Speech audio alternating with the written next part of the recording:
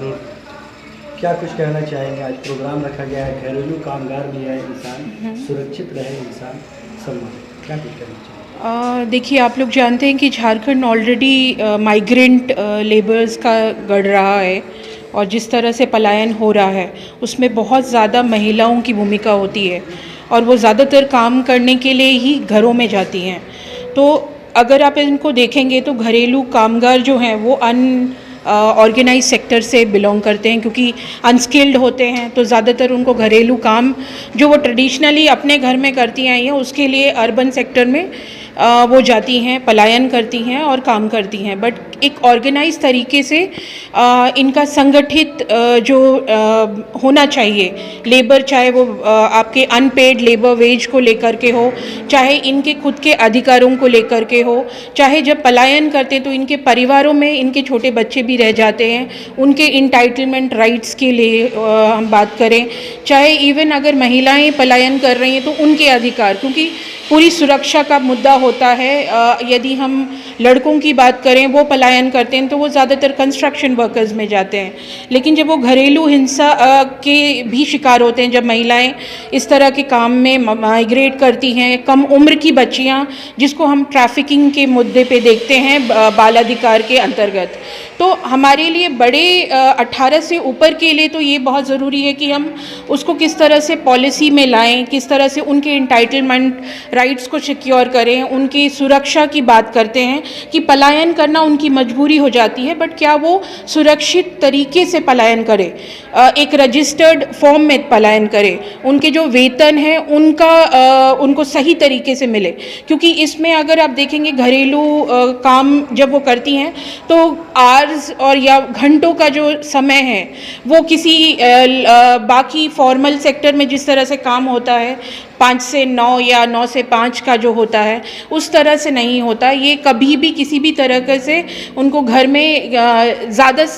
Numbers of घंटों के लिए काम करना पड़ता है। अगर छोटी बच्चियां हैं तो उनके साथ का अलग प्रताड़ना है। तो चाइल्ड ट्रैफिकिंग का तो पूरा ही अलग एक झारखंड का मुद्दा है जिसको हम देखते हैं। बट पलायन में अगर हम 18 से ऊपर की देखते हैं तो हम कोशिश ये करते हैं कि इन सबको एक ऑर्गेनाइज तरीके से हम लोग देख पाएँ। ये हमारी एक पूरी कोशिश है। और जतिन ऑलरेडी एक नेटवर्क है संस्थाओं का, जो जितनी भी संस्थाएं अलग अलग ज़िलों में काम कर रही है, ये लगभग 13 ज़िलों में ये ऑर्गेनाइज तरीके से इस नेटवर्क में समुदाय स्तर से लेके आपके राज्य स्तर तक जुड़ी हुई है। जो कार्यक्रम किया गया है, इस कार्यक्रम का यह उद्देश्य है कि जो डोमेस्टिक वर्कर्स है और जो हम लोग बार बार बात कर रहे हैं, अभी हमारे साथी ने भी बताया कि जो राइट्स है, चाइल्ड राइट्स को लेके हम बात कर रहे थे, और ख़ास करके मैं अभी उन्होंने बताया तो मैं आपको ये बताना चाहूँगी कि जो वुमेन राइट्स की बातें आ रही है, वुमेन राइट्स आई मीन उनके जो डोमेस्टिक वर्कर्स है वो जो जा रहे हैं वो अपने साथ हो रहे हैं अवहेलना को, उनके साथ हो रहे हैं जो कानून के अधिकार हम बात करते हैं वो कहाँ कहेंगे। आज पूरे झारखंड में जो सभी संस्थाएं काम कर रही हैं, लेकिन अभी झारखंड की परिस्थिति देखें तो अभी भी महिला आयोग में वो पद खाली पड़ा है। आखिर महिलाएं जाके कहेंगी तो कहाँ कहेंगी। हम अधिकार की बात कर रहे हैं, राइट्स की बात कर रहे हैं, तो हम अगर महिला थाना में जाते हैं तो उनका कहना ये होता है कि हमारे पास बस इतना ही लिमिटेशन है कि हम बस आपको कंप्रोमाइज़ कर सकते हैं। लेकिन उनके जो राइट्स का रोका जा रहा है, उनके राइट्स मिल नहीं रहे हैं, तो ऐसे में हम महिलाएं कहाँ जाएं, वर्कर्स कहाँ जाएं। हम तो यही पूरे समाज में सिखा रहे हैं ना कि आपके ये अधिकार है, आप सम्मान से जियो, आपको सम्मान से आपको वेतन मिलना चाहिए, आपको सम्मान से काम। लेकिन उनकी ज़िंदगी का क्या, जहाँ पे वो अपनी ज़िंदगी को लेकर जब वर्कर्स वो ऑफिस में चले जाते हैं या किसी के घर में काम कर रहे हैं तो दिक्कतें आती है। लेकिन हम अपने अधिकार के लिए लड़े तो लड़े कहाँ, ये सबसे बड़ा सवाल है। और दूसरी बात कि आज हम जहाँ प्रशिक्षण की बात कर रहे हैं, अभी कंटिन्यू अभी 1-2 हफ्ते में आपने देखा होगा कि हमने 2-4 जगहों से रेस्क्यू किया है कुछ बच्चों को जो माइनर एज के बच्चे हैं, और उन लोग को प्रशिक्षण के लिए लेके जाते हैं। तो ठीक है, आप प्रशिक्षण के लिए, लेकिन माइनर एज के बच्चों को आप नहीं ले सकते हैं, आप उसे बंधुआ मजदूर नहीं बना सकते। उसका राइट टू एजुकेशन है, आप उसको कंटिन्यू +2 तक कम से कम सरकार दे रही तो आप उसको पढ़ाओ, उसके बाद हम उसकी मजदूरी के लिए सोचें। लेकिन आज हम ये कहना चाहेंगे कि आज जो मेरे झारखंड में हो रहा है, हम बार बार कह रहे हैं कि माइग्रेंट ना हो, लेकिन माइग्रेंट ही हो रहा है, क्योंकि बच्चों को सिलाई के नाम से प्रशिक्षण देने के लिए बुलाया जा रहा है। और सिलाई, वो 3 महीने सिलाई करके फिर वो जाएंगे कहाँ। हम झारखंड में क्यों नहीं करते कि वो झारखंड में सिलाई की फैक्ट्रीज खोले, झारखंड में सारा काम, वो सिलाई करने के लिए वो बाहर क्यों जाए, हमारे बच्चे अलग राज्य में क्यों जाए, माइग्रेशन क्यों हो। बंधुआ मजदूरी क्यों हो। हम चाहते हैं कि हमारे राज्य में सरकार ऐसे फैक्ट्रीज खोले कि हमारे बच्चे, हमारी महिलाएं, हमारी लड़कियां यहीं पे जॉब करें, वो बाहर माइग्रेंट ना करें। Thank you. प्रशिक्षण के नाम पर भी यहाँ महिलाएं बाहर भी जा रही हैं। बिल्कुल बिल्कुल, आप देख रहे हैं उत्पीड़न भी हो रहा है, प्रताड़ित भी की जा रही है। बिल्कुल, और कई सारे ऐसे इश्यूज आए हैं कि महिलाएं बाहर जाती हैं, वो हमारे झारखंड में वापस लौट के नहीं आ पाती हैं। कई सारी ऐसी महिलाएं हैं जिनका वहाँ पे उनके साथ बहुत सारे गलत हो रहे हैं, जो काफ़ी गलत हो रहा है, वो वहाँ पे राइट्स अपना फाइट नहीं कर पाती, क्योंकि उनको कहा जाता है कि आप झारखंड के हो तो झारखंड में जाकर आप अपने इश्यूज़ को लेके जाओ, यहाँ पर मत करो, आप यहाँ पे काम करने आए हो। तो ऐसे करके उनके जितने राइट्स हैं वहाँ पे ख़त्म हो जाते हैं, फिर उनका जीवन जीने का हक और आर्टिकल 21 की बात ही कहाँ आती है। ठीक है, तो क्या रिपोर्ट पेश किया जाएगा, किस उद्देश्य से घरेलू कामगार जो है, तो क्या?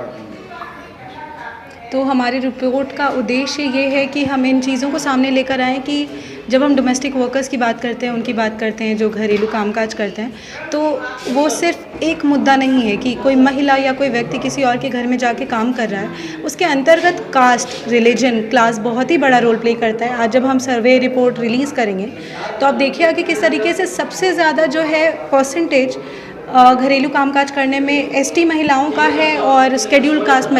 महिलाओं का है। उसके अलावा जो दूसरा एस्पेक्ट है उसमें हमने बात की और चर्चा की है कि जब हैरेसमेंट होता है या किसी तरीके का शोषण होता है घरेलू कामकाज करने वाले लोगों का, तो क्या वो उन केसेस को रिपोर्ट करते हैं या उन्हें लगता भी है कि उनका शोषण हुआ है या उनके अधिकारों का हनन हुआ है। दूसरी बात कि हम अनऑर्गेनाइज सेक्टर की जब बात करते हैं तो सभी को पता है कि अनऑर्गेनाइज सेक्टर को लेकर कोई खास प्रावधान नहीं है हमारे देश में या हमारे राज्य में। और जब हम उस अनऑर्गेनाइज सेक्टर में भी डोमेस्टिक वर्कर्स की बात करें तो ऐसे कोई प्रावधान नहीं है जिसमें डोमेस्टिक वर्कर के लिए बताया गया हो कि आखिर आपका वर्क प्लेस कैसे डिफ़ाइन होता है, क्योंकि एक डोमेस्टिक वर्कर ज़रूरी तो नहीं कि एक ही घर पे काम करे, वो कई घरों पे काम करती हैं। हो सकता है कि वो एक घर से दूसरे घर जाने में या एक घर में भले वो झाड़ू पोछा का काम कर रही हो, उन्हें कभी कहा जाता है कि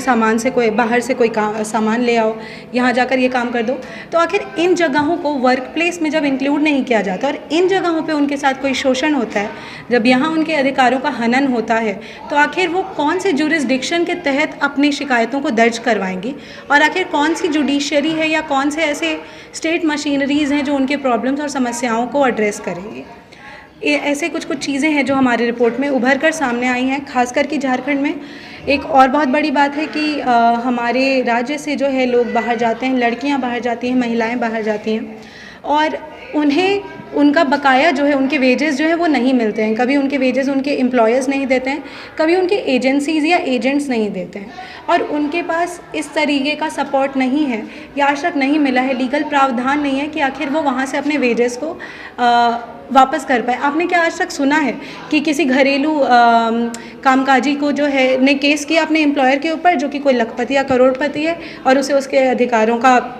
वापस मिले या पैसा वापस मिला? तो क्या मैं बस ये जानना चाहती हूँ कि हमारे देश में जो डोमेस्टिक वर्कर्स हैं उन्हें उनका बकाया हमेशा मिलता है, उनके वेजेस हमेशा मिलते हैं, और अगर नहीं मिलते तो केसेस कहाँ हैं? और अगर ये केसेस नहीं रजिस्टर हो रहे तो सरकार इसके लिए क्या काम कर रही है या अन्य लोग इसके लिए क्या काम कर रहे हैं? इस रिपोर्ट के ज़रिए हर घर में ये बात पहुँचना बहुत ज़रूरी है, क्योंकि आज के डेट में डोमेस्टिक वर्कर्स को हायर करना एक स्टेटस सिंबल ज़रूर हो गया है, एक मॉडर्नाइज्ड आइडिया ज़रूर हो गया है, लेकिन हम मॉडर्निटी में कहीं ना कहीं उन्हें ह्यूमन ट्रीटमेंट देना भूल जाते हैं। वर्बल अब्यूज़ एक बहुत ही कॉमन सी चीज़ है जो उभर कर सामने आई है सर्वे में, कि जो उनके एम्प्लॉयर्स हैं वो आए दिन उनके साथ बुरा व्यवहार करते हैं और अगर वो उसके खिलाफ आवाज़ उठाएं, जो कि बहुत कम होती है, क्योंकि हमें पता है कि हाशिए पे जो समुदाय रहते हैं उन्हें कभी ये बताया नहीं जाता है कि आप अपने अधिकारों के लिए खुद अपनी आवाज़ उठाएं, और जब वो आवाज़ उठाती भी हैं तभी भी उनके साथ जो है प्रताड़ना होती है, वो प्रताड़ित की जाती हैं। घर में अगर कुछ हो या आस पड़ोस में कुछ हो, सबसे पहले संशय की निगाहों से जो एक डोमेस्टिक वर्कर को देखा जाता है कि क्या आपके यहाँ कोई काम करता है। हम मूवीज़ में ये चीज़ देखते हैं कि जब कहीं चोरी होती है सबसे पहले ऐसे नौकरों को या घर पे जो काम कर रहे होते हैं उन्हें एक लाइन से खड़ा किया जाता है। तो आखिर इन चीज़ों में बदलाव कब आएगा और इनको लेके एविडेंस गैदरिंग करने की काफ़ी ज़रूरत थी, तो ये काम हमने किया। हाँ जी हाँ, हमने जो आज का जो प्रोग्राम है वो दरअसल उसी सर्वे का रिपोर्ट रिलीजिंग ही है, तो आपको हम एक कॉपी ज़रूर दे देंगे, उसमें है, और साथ ही साथ एक प्रेजेंटेशन होगा अभी रिपोर्ट और डेटा को लेके। तो कुछ चीज़ें जो ज़्यादा सामने